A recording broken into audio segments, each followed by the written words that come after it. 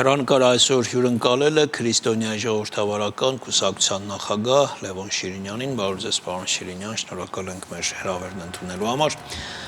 Խոսելու, քննարկելու թեմաները շատ են, մենք փորձենք ամենակարևորներին անդրադառնալ, դե առաջին այն, որ երկու օրից վարչապետը մեկնում է Թուրքիա։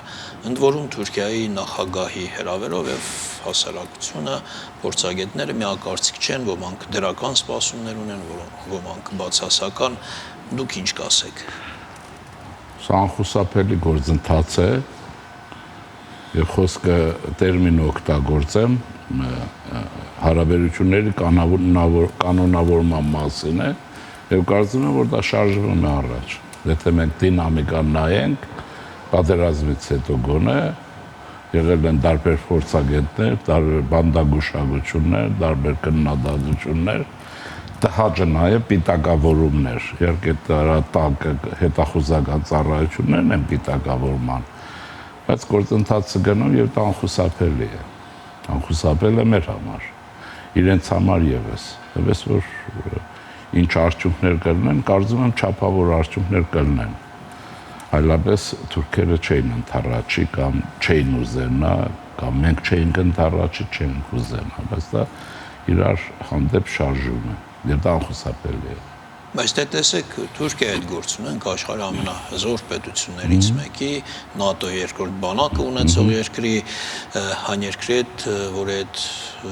ամբողջ պատմության ընթացքում թշնամական հարաբերություններ են եղել եւ ամենակարևորը, այն երկրի, որը այսօր Ադրբեջանի թիվ 1 դաշնակիցն է, աջակիցն է, եղբայրն է, չգիտեմ։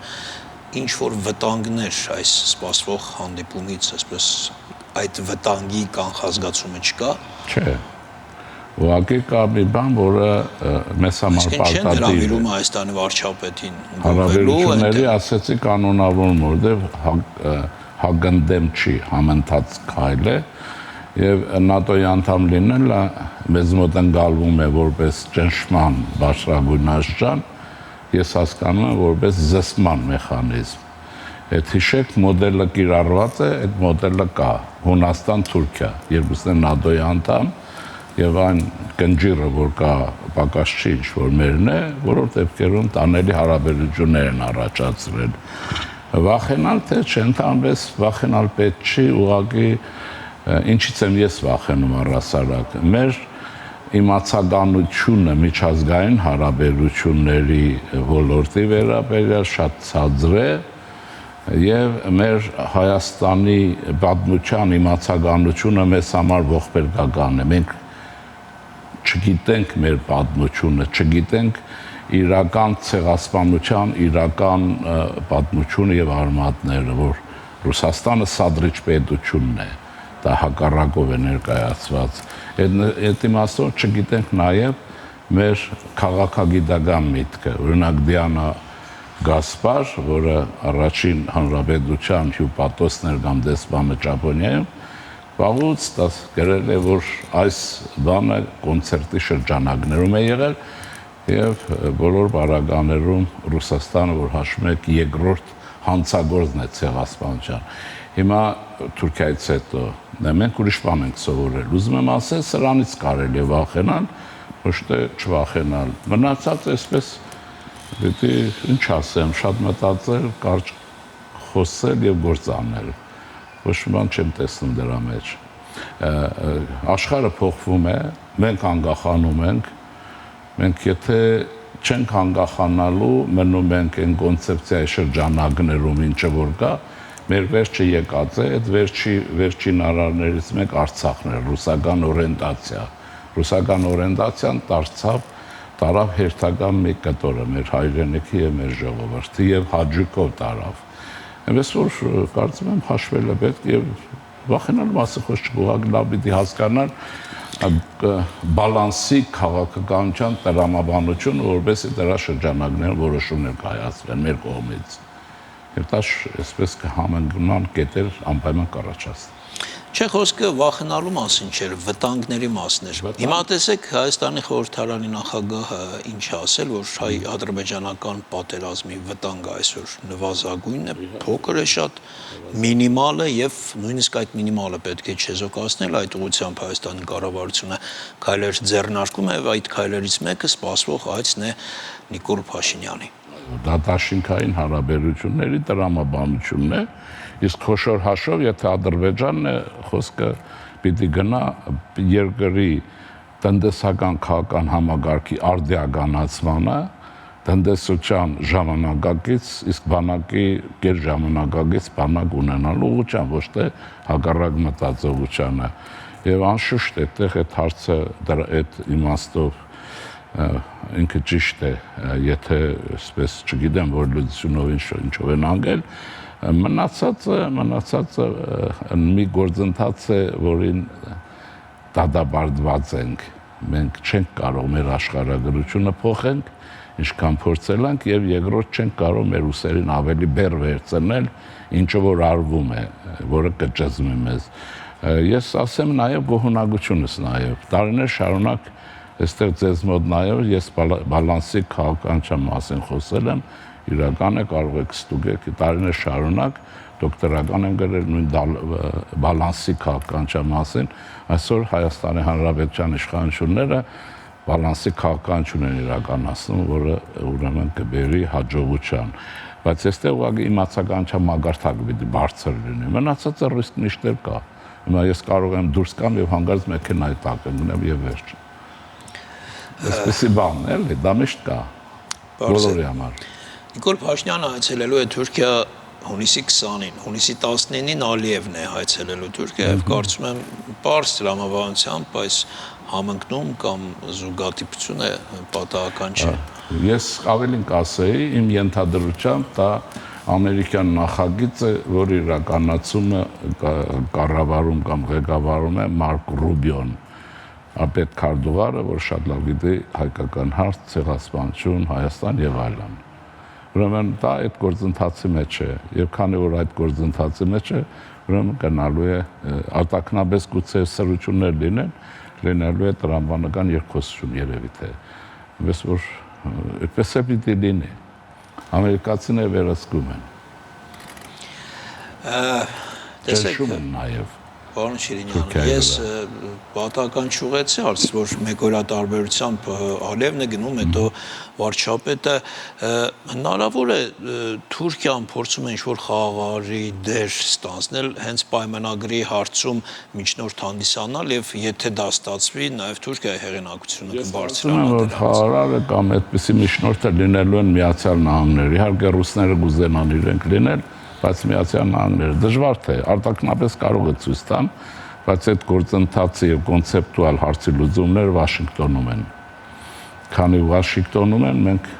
շատ վախենալու բան չունենք։ Մենք վարպետ գործանելու կարիք ունենք, դիվանագիտական աշխատանք, վերլուծական աշխատանք եւ երկիրը ներքին կարգով կայունության բերել, զարգացման բերել, որ ամենակարևորն է երկրի ներքին զարգացում եւ Բայց Վաշինգտոնը այսօր շատ մեծ ավելի խնդրով է զբաղված, այն խնդրով, որը նույնիսկ ռուս-ուկրաինական կոնֆլիկտից ավելի առաջին պլան է անցել, իսրայելա-իրանական հակամարտության։ Դրան պատասխանն այսպեսին է։ Միշտ էլ այդպես կարել եմ մտածել, ես նախանցած տարի երբ Վաշինգտոնում էի, Պենտագոն ուզեցի տեսնել, երևի մի օրը բավարար չէր ռազմական նախարարության շուրջը ման գալու համար։ Ամեն տարածաշրջան իր բաժինն ունի, յուրաքանչյուրն աշխատում է իր տեղով, բանով։ Այնպես որ եւ չմոռանանք մի բան, որ Հայաստանի Հանրապետությունում է գտնվում, Մերձարումիջին արևելքում Միացյալ Նահանգների ամենախոշոր երկրորդ կամ առաջին, բայց կառուցման թվով առաջինը, հերթով դեսպանատունը, այնպես որ ես Միացյալ Նահանգները բարեկամ պետություն է եւ երկրորդ բանը կա իհարկե կարծեմ հունվարի 14-ն էր, չէ, որ կնքվեց ռազմավարական գործընկերության դաշնագիրը։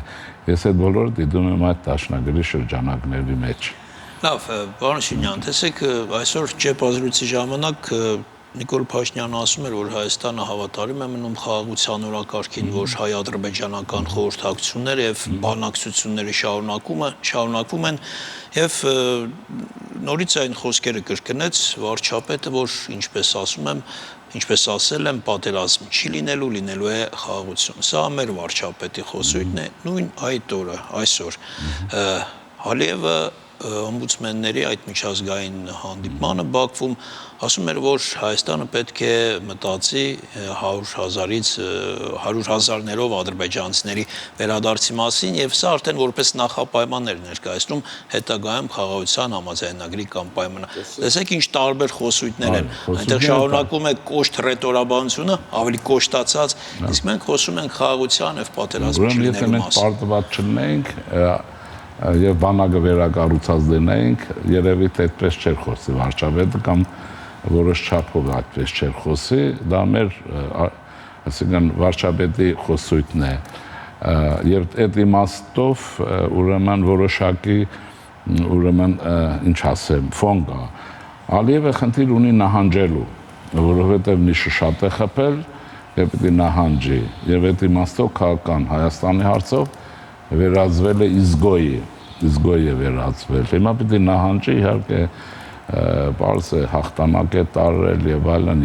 եւ նահանջը առանց երկի չի լինի, նահանջում է, բալանսը դա ցույց է տալիս, հիմա ինչ է խոսում ուրիշ բան է, բայց որ 2 տարի է, չէ, սահմանները բոլոր դեպքերում հանգիստ են, շատ ավելի եւ հիշեցնեմ մի բան, չմտնելով մանրուքների մեջ ինձ թույլ չտալով առաջին անգամ մայիսի 28-ին մենք զորահանդես ունեցանք, ճիշտ է, սա խոսում է ինչ-որ բանի մասին, բայց այդ գործը պետք է լավացնել անընդհատ։ Իրան-հայ-իսրայելական հարաբերությունների զարգացումների ինչ միտումներ, ինչ սցենարներ եք տեսնում։ Երկու բան, ինչպես փուչիկ պայթեց, փուչիկ եթե ասում է, ուրեմն Իսրայելը չունի հակաօդային այն պաշտպանությունը, որ մեզ մոտ թմբկահարվում էր եւ աշխարհում։ Այդ բանը, գմբեթը չկա։ Գմբեթը կա, բայց Իրանը հետևություն է արել են նախկին ընդհարումներից եւ բալիստիկ հրթիռների համակարգի մեջ էլեկտրոնային ուրեմն բաղադրիչներ ավելացրել եւ աղբ տարավ դա այդ չի կարողանում դիմակայել շեղում եւ այլն։ Ուրեմն սա մեկ, առաջինը Իսրայելի կարողությունների գերագնահատում կար, այնպես ինչպես Ռուսաստան երբ նեխուժեց Ուկրաինա, շատ գերագնահատում կար Ռուսաստանի հզորության վերաբերյալ եւ անդունդը գնաց։ Կա նաեւ Իրանի Իսլամական Հանրապետությունը լավ չիմանալու խնդիր, որի հետ ես արձանագրում եմ, ինչու։ Մարդիկ լավ չգիտեն Իրանի հզորությունը եւ քաղաքակրթական հզորությունը, իմիջիայլոց երբ Թրամփը խոսեց, դուք հիշում եք, որ մենք մինչեւ պարսկական քաղաքակրթություն կհասնենք, այսինքն ես ոլորտը իրենք լավ գիտեն։ Երկրորդ մասը կա, որ Իրանի Իսլամական Հանրապետությունը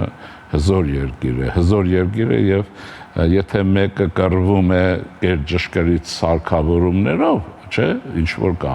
մյուսը կռվում է գերճշգրիտ բալիստիկ հրթիռների համակարգով։ Այստեղ երկու բան կա։ Իհարկե, բոլոր դեպքերում Իսրայելը գերակա է տեխնոլոգիաների մեջ, դա հասկանալու, որ դա շատ հաճախ նաև Իսրայելը համարում են Միացյալ Նահանգների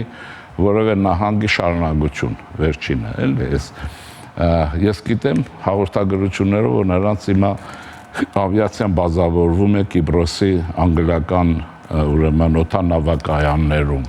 Հաղորդագրություններ կան, որ ոչ թե Մոսադն է այնքան կատարյալ աշխատել, որ գերճշգրիտ ինֆորմացիա ունի բունկերների մասին, շախտերի մասին, այդ ցենտրոֆուգ եւ այլն։ Այն Մագադեի հերթական ուրեմն այցերի ժամանակ Մագադեի չինովնիկները ինֆորմացիան վաճառել կամ տրամադրել են Իսրայելին, դրա համար շատ է ճշգրիտ։ Հիմա սա Իսրայելի մասն է։ Երկրորդ մասը կա Իրանը։ Իրանը ունի ուրեմն ասեցի այն պոտենցիալը, որ շարժման մեջ դրեց եւ եթե նկատել եք նրա հարվածների ճշգրտությունը մեծանում է, ավերիչ ուժը շարունակում է։ Այստեղ աշխարհագրությունը ինքը բացառիկ դեր է խաղում։ Բոլոր դեպքերում Իսրայելը 14000 քառակուսի կիլոմետր բնակելի տարածք ունի, 22 է, բայց այն մեկը պիտանի չի ապրելու համար։ Իրանը 1,61,000 քառակուսի 610,000-ի, հիմա ինչի եմ ասում, ուրեմն Իրանին բավարար է, որ ենթադրենք 100 բալիստիկ կրտիր եւ Իսրայել այլևս չլինի գերճշգրիտով, իսկ հակառակ բարակայում Իրան վերջացնելը հնարավոր չի։ Այս վիճակում, եթե գումարում հանում ենք, հավասարակշռություն կա մոտավորապես, եւ Իրանը ուրեմն չի պարտվել։ Եվ վերջում, պարոն Շիրինյան, փորձեք շատ կարճ, մեր ժամանակը լրանում է, այս կոնֆլիկտի հավանական ազդեցությունը Հայաստանի վրա, տեսեք, շատ քաղաքական գործիչներ, հատկապես ընդդիմադիր դաշտից գուժում են, որ ուր որ է Ադրբեջանը հարձակվելու է Հայաստանի վրա։ Կներեք, դուք եւս կարծում եք, որ այս կոնֆլիկտով պայմանավորված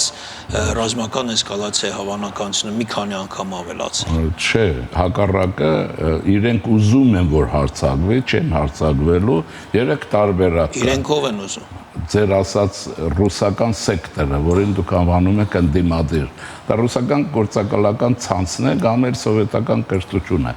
Ուրեմն կա 3 տարբերակ։ Իրանը տրոհվում է, որը հավանական չի,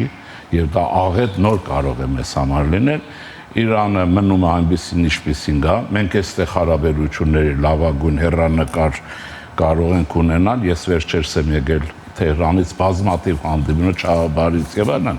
կա նաեւ Իրանը դեմոկրատանում ինչպես շահի տղան է ուզում, կահաժառանգ Ռեզա Փեհլևին, այդ ժամանակ Հայաստանի համար բացում են դրախտի դարբասները, դեմոկրատիա, անվտանգություն եւ այլն, եւ Ռուսաստանն է չքվել Հայաստանից ընդմիշտ եւ միանշանակ,